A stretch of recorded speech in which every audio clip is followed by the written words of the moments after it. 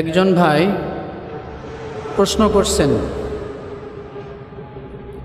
1000 টাকা দান করার চেয়ে 1 টাকা ঋণ পরিশোধ করা উত্তম, কথাটা কি সঠিক? উত্তর হচ্ছে, রসুলের একটি হাদিস, বুখারী শরীফের 1426 নম্বর হাদিস, আবু হুরায়রা রাদিয়াল্লাহু তাআলা আনহু হতে বর্ণিত। তিনি বলেন, প্রয়োজনের অতিরিক্ত সম্পদ হইতে সদকা করা উত্তম। প্রয়োজনের অতিরিক্ত সম্পদ হইতে সদকা করা উত্তম। যাদের ভরণ পোষণ তোমার দায়িত্বে, প্রথমে তুমি তাদেরকে দেবে। আসলে দান এক জিনিস, ঋণ হলো আরেক জিনিস। তবে এ কথাটা সমস্ত কথার ভিতর থেকে সত্য, এবং রাসূলের হাদিস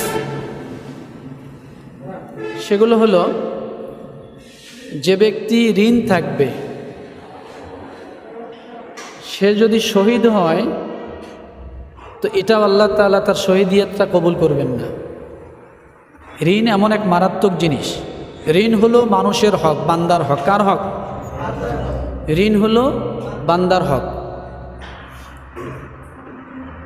দান করা এটা আপনার মানবীয় গুণ, আল্লাহর আদেশ এবং রসুলের সুন্নাহ।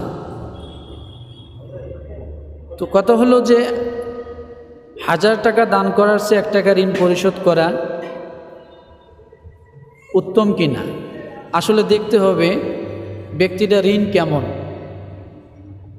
অনেক মানুষ আছে, টাকা আছে, ঋণ শোধ করে না। আছে না? টাকা আছে, ঋণ শোধ করে না। এটা তার খাসলত, এটা তার আদত, এটা তার অভ্যাস। আবার অনেক মানুষ আছে, অভাবের তাড়নায় ঋণ নিয়েছে কিন্তু ঋণ পরিশোধ করতে পারতেছে না। এখন এই দুই ব্যক্তির মাঝে প্রথম যে ব্যক্তি টাকা আছে, ঋণ পরিশোধ করে না,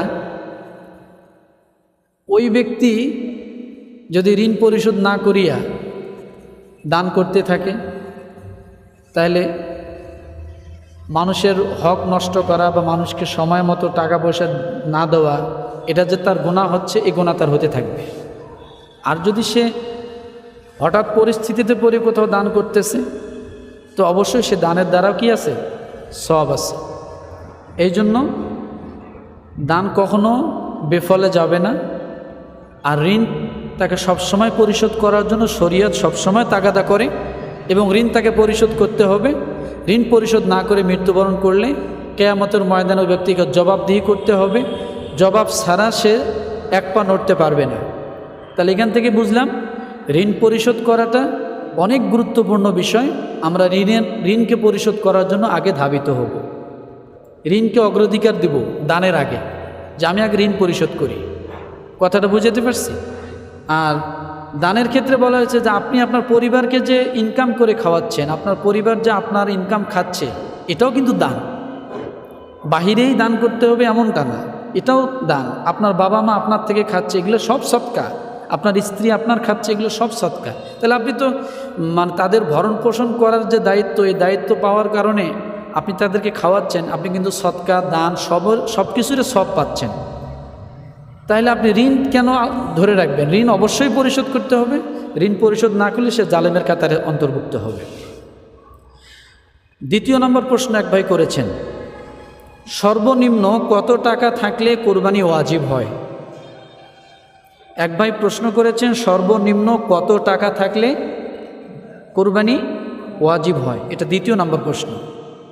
উত্তর হলো, 52.5 ভরি রূপার দাম যা হয়, ওই পরিমাণ টাকা 10 জিলহজ, 11 জিলহজ এবং 12 জিলহজ সূর্য অস্তের আগ পর্যন্ত যদি তার কাছে এই 3 দিনের কোনো একদিন থাকে, তো ওই ব্যক্তির উপরে কোরবানি ওয়াজিব হবে। ওই ব্যক্তির উপরে কি হবে? কোরবানি ওয়াজিব হবে।